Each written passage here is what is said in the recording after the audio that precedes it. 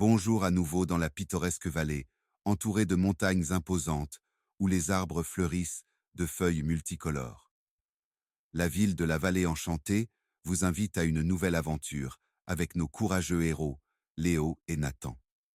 Bien sûr, leurs parents ne peuvent pas être exclus.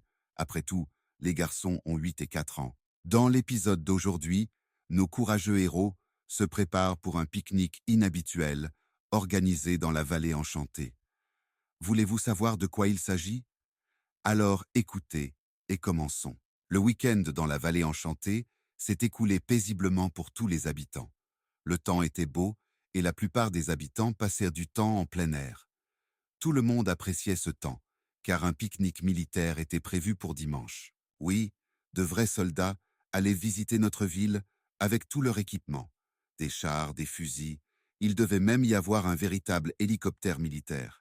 C'est pourquoi les garçons étaient excités dès le matin et demandaient à leurs parents quand ils partiraient en pique-nique. Après la routine matinale, le petit déjeuner, le lavage et l'habillage, toute la famille était prête à partir. Famille marchand. Profitant des rayons du soleil, nos héros, tout comme la plupart des habitants de la vallée enchantée, se sont rendus à pied au pique-nique, dans le parc voisin. En arrivant à la porte du parc, on pouvait voir une grande agitation et d'énormes machines militaires. Sur place, il y avait beaucoup de stands de nourriture, de bonbons. De l'autre côté, se trouvaient des châteaux gonflables, des carrousels et des balançoires. Au milieu se trouvaient des chars, des véhicules blindés et d'autres objets militaires. Les garçons ont commencé à explorer, profitant des attractions pour enfants. Ils ont fait quelques tours sur les structures gonflables, mangé du coton de sucre, mais ce qu'ils ont le plus apprécié, ce sont les véhicules militaires, y compris le char.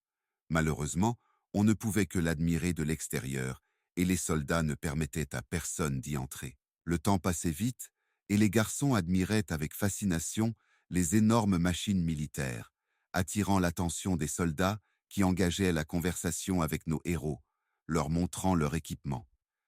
Des gilets pare-balles, des fusils, des pistolets et divers éléments d'équipement militaire. Soudain, Léo entendit quelque chose, un genre de pépiment. Nathan aussi, et tous deux regardèrent au même moment d'où venait ce son étrange. C'était un petit canard jaune, coincé dans la boue, près de l'endroit où il se tenait. Même si l'un des soldats leur montrait un fusil, les deux frères se sont précipités pour aider le petit canard. Les garçons ont rapidement libéré le caneton et ont remarqué les autres canetons qui pépiaient derrière la clôture.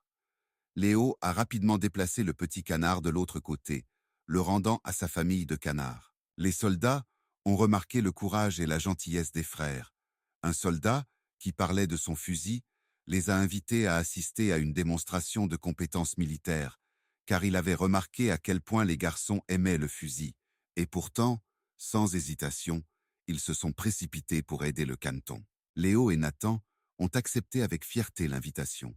Alors les soldats leur ont raconté l'importance du courage, de l'amitié et de l'aide aux autres, même dans les situations les plus difficiles. Et en guise de remerciement pour leur aide désintéressée au caneton, les soldats ont mis les garçons dans un char, leur montrant son intérieur.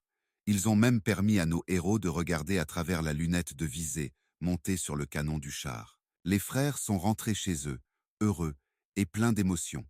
Ils ont compris que même le plus petit geste peut rendre le monde meilleur. Et ils se sont promis d'être toujours prêts à aider ceux qui en ont besoin, peu importe s'il s'agit d'un humain, d'un chien ou d'une poule. À bientôt pour le prochain épisode.